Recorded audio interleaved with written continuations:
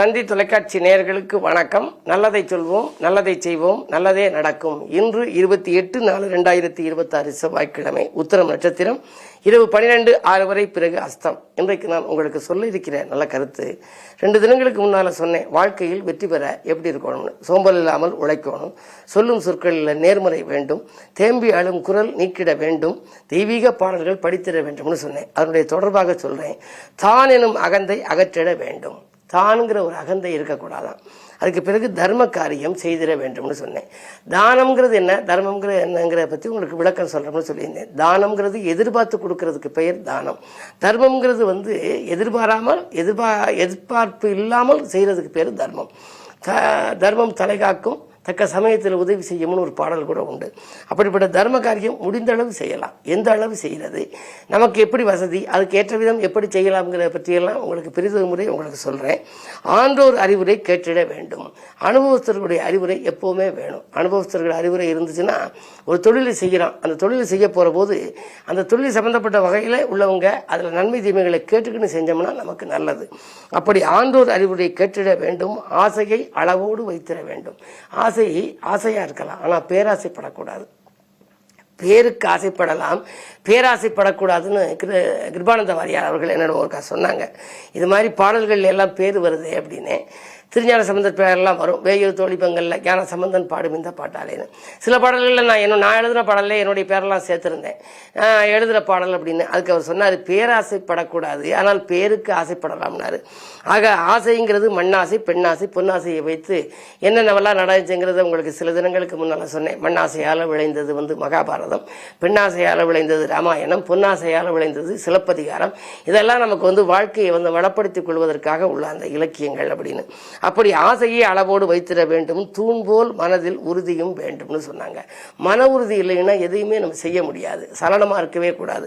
அதுதான் மன உறுதிக்கு தனம் தரும், கல்வி தரும், ஒரு நாளும் தளர்வரியா மனம் தரும்னு அபிராமி பற்ற பாடினாரு. தளர்வான மனம் இருக்கப்படாதான். தளர்வரியா மனம் தரும், நல்லன எல்லாம் தரும் அன்பர் என்பவருக்கே கரம் தரும் பூங்குழலால் அபிராமி கடற்கண்களை. அபிராமியை கும்பிட்டோம்னா நமக்கு தளராத மனம் கிடைக்கும்ங்கிறாரு. மனதை தளர விடவே கூடாது. மனதில் உறுதி இருக்க வேண்டும். தொடர்ந்தே வாழ்வில் வெற்றிகள் குவியுமா. இப்படி எல்லாம் பண்ணணும்னா நம்ம வாழ்க்கையில நம்ம வெற்றிகளிலிருந்து குவிந்து கொண்டே இருக்குமா. வெற்றி மீது வெற்றி என்னை சேரும் அப்படிங்கிற மாதிரி அந்த வந்து கொண்டே இருக்கும். ஆகையினால இப்படிப்பட்ட நல்ல வாக்கியங்களை படித்தால் மட்டும் போதாது, அதை வாழ்க்கையிலும் நீங்கள் கடைபிடிக்க வேண்டும். அப்படி கடைபிடித்தால் உங்கள் வாழ்க்கையிலும் உங்களுக்கு வெற்றிகள் குவியும் என்று சொல்லி இந்திய ராசி பலன்களை இப்பொழுது உங்களுக்கு வழங்கப் போகின்றேன்.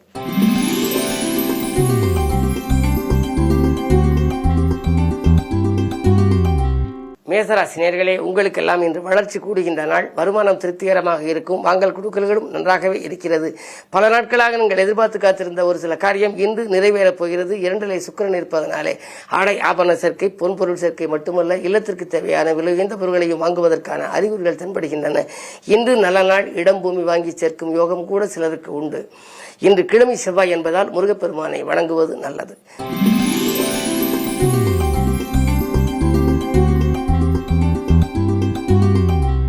ரிஷபராசி நேயர்களே, உங்களுக்கு ராசிநாதன் ராசிகள் இருக்கின்றார். 2 குரு இருக்கின்றார். விரயஸ்தானத்திலே புதன், சூரியன். எனவே அரசு வழியில் எதிர்பாராத விதத்தில் ஒரு சிலருக்கு சிக்கல்கள் வரலாம். அதே நேரத்தில் உங்களுக்கு ராசியில் சுக்கிரன் இருப்பதால் பொருளாதாரத்தில் பற்றாக்குறை ஏற்படாது. 2 குரு இருக்கின்றார். எனவே 11க்கு அதிபதி 2 இருப்பதனாலே பயணங்களால் உங்களுக்கு பலன் கிடைக்கும். அயல்நாட்டிலிருந்து உங்களுக்கு ஆதாயம் தரும் தகவல்கள் கிடைக்கலாம். பிள்ளைகளின் கல்யாண முயற்சிகள் கைகூடுவதற்கான அறிகுறிகள் தென்படுகின்றன. பொதுவாக இதுபோன்ற நேரங்களில் சுப செய்திகள் வந்த வண்ணமாக இருக்கும். உங்களுடைய ராசிக்கு 4ஆம் இடத்தில் கேது, சுகஸ்தானத்தில் கேது இருப்பதால் ஆரோக்கியத்தில் மட்டும் அக்கறை தேவை.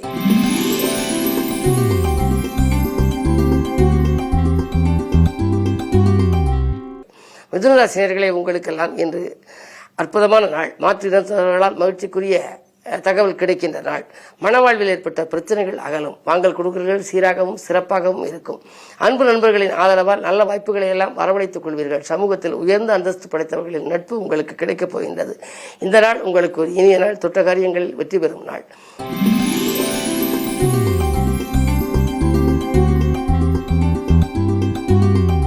கடகராசி நேயர்களே, உங்களுக்கெல்லாம் இன்றைக்கு ஒரு அற்புதமான நாள்.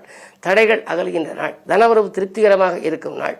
இடம் பூமியால் உங்களுக்கு லாபங்கள் உண்டு. இன்றைக்கு குறைந்த விலைக்கு வாங்கி போட்ட இடம் இப்பொழுது அதிக விலைக்கு விற்று அதன் மூலமாக உங்களுக்கு பொருளாதார நிலை உயரப் போகின்றது. துணிந்து செயல்பட்டு தொழில் இருந்தவர்கள் விலகிச் செல்ல வைக்கக்கூடிய விதத்தில் இன்றைக்கு கிரக நிலைகள் உங்களுக்கு சாதகமாகவே இருக்கின்றன. 2 கேது இருக்கின்றார். 2 கேது இருந்தால் கொடுத்த வாக்கை ஒரு சில சமயங்களில் காப்பாற்ற இயலாது. எனவே வாக்கு கொடுக்கும் முன் ஒரு கணம் யோசிப்பது நல்லது. சுப விரயங்கள் உண்டு.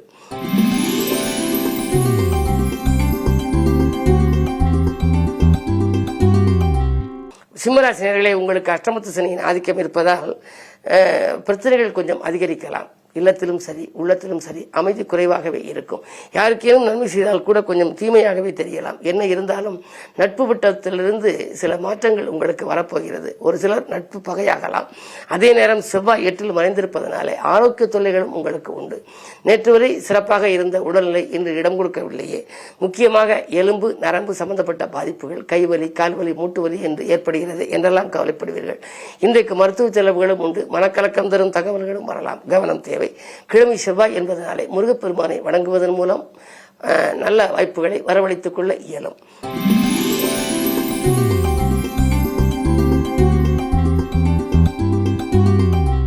கன்னிராசினியர்களே, உங்களுக்கு ராசிகளிலேயே சந்திரன் லாபாதிபதி. லாபம் சிறப்பாக வரும். தொழில் ரீதியாக நீங்கள் எடுத்த முயற்சிகளில் வெற்றி கிடைக்கும். நண்பர்கள் நல்ல தகவலை கொண்டு வந்து சேர்ப்பார்கள். வாங்கிய இடத்தை விற்றுவிட்டோமே என்று கவலைப்பட்டவர்களுக்கு புதிய இடம் வாங்கும் யோகம் கூட உண்டு. அதே நேரத்தில் தொழில் சம்பந்தமாக தொடங்க நினைப்பவர்களுக்கு நண்பர்களின் ஒத்துழைப்பும் உண்டு. அயல்நாட்டிலிருந்து வரும் தகவல் ஆதாயம் தருவதாக இருக்கும். உத்தியோகத்தில் இடமாற்றம் உறுதியாகலாம்.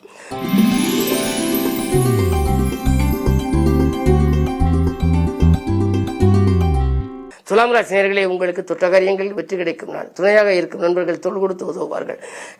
மேலதிகாரிகள் உங்களுக்கு இணக்கமாக நடந்து கொள்வார்கள். கேட்ட சலுகைகளை வழங்குவார்கள். அது மட்டுமல்ல, உத்தியோகத்தில் உள்ள நுணுக்கங்களையும் உங்களுக்கு கற்றுக் கொடுப்பார்கள். சூரிய பலம் 7 இருப்பதால் அரசு வேலைக்காக முயற்சித்தவர்களுக்கு அது கைகூடுவதற்கான அறிகுறிகள் தென்படுகின்றன.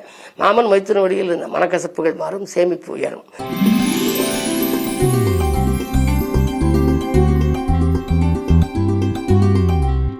விருச்சிக ராசி நேயர்களே, உங்களுக்கெல்லாம் சந்திக்கும் நண்பர்களால் சந்தோஷம் கிடைக்கின்ற நாள். நீங்கள் சிந்தித்த காரியங்கள் எல்லாம் சிறப்பாக நிறைவேறும். தனவரவு தாராளமாக வரப்போகிறது. மதிப்பு மரியாதையும் உயரும். பொது வாழ்வில் இருப்பவர்களுக்கு புதிய பொறுப்புகள் வரலாம். பொருளாதார பற்றாக்குறை அகலும். பூமி வாங்கும் யோகம் கூட உண்டு. 4 ராகு இருக்கின்றார். ஆரோக்கியத்தில் சிறு சிறு தொல்லைகள் வரலாம். ஆகாரத்தில் கட்டுப்பாடு செலுத்துவது நல்லது.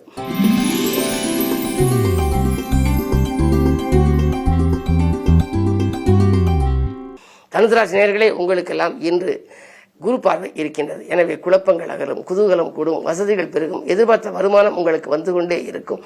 துணையாக இருப்பவர்கள் தோள் கொடுத்து உதவுவார்கள். கல்யாண கனவுகள் நனவாகலாம். கடமையை செவ்வனே செய்து வெற்றி காண்பீர்கள். உத்தியோகத்தில் கூட மேலதிகாரிகள் பாராட்டும் விதத்தில் நடந்து கொள்வீர்கள்.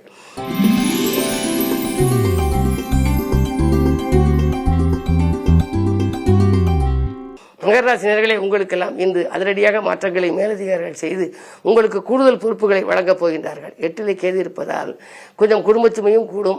அலுவலகத்திலும் பணிகள் கொஞ்சம் அதிகரிக்கலாம்.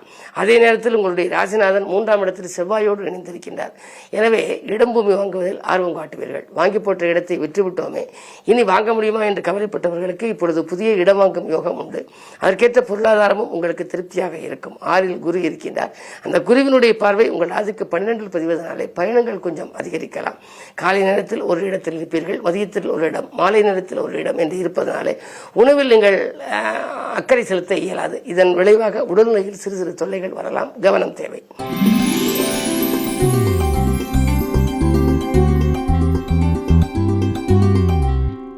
கும்பராசினியர்களே, உங்களுக்கெல்லாம் இன்று சந்திராஷ்டமம். எதை செய்தாலும் யோசித்து செய்ய வேண்டும்.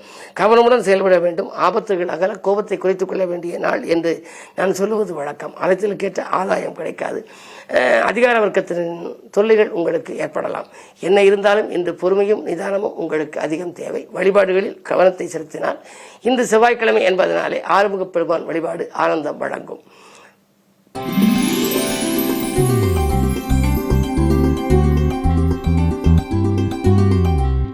மீனராசினியர்களே, உங்களுக்கு இன்று மிகச்சிறந்த நாள். யோகமான நாள். வருமானம் உயர்கின்ற நாள். தேவைகள் பூர்த்தியாகும். தொழில் வெற்றி நடைபோடும். பணப்புழக்கம் அதிகரிக்கும். விலையுயர்ந்த பொருட்களை வாங்குவதில் கவனம் செலுத்துவீர்கள். வீடு மாற்றங்கள் இடமாற்றங்கள், உத்தியோக மாற்றங்கள் வரலாம். அது மட்டுமல்ல, 6லே கேது இருப்பதனாலே நீங்கள் கேட்ட இடத்திற்கு உங்களுக்கு உத்தியோகத்திலே பணியிட மாற்றங்கள் வரலாம். பணி நீக்கம் செய்யப்பட்டவர்கள் மீண்டும் பணியில் சேரும் வாய்ப்பு கூட உண்டு. என்ன இருந்தாலும் இன்று கிழமை செவ்வாய், தனாதிபதி உங்களுக்கு செவ்வாய் என்பதனாலே தனவரவு தாராளமாக வருவதற்கு இன்று அருகில் இருக்கும் ஆலயம் சென்று முருகப்பெருமானை முறையாக வழிபாடு செய்யுங்கள். முன்னேற்றத்தின் முதல் படிக்கு செல்ல வழிபிறக்கும். மேலும் விவரங்கள் அறிய தினத்தந்தி படியுங்கள்.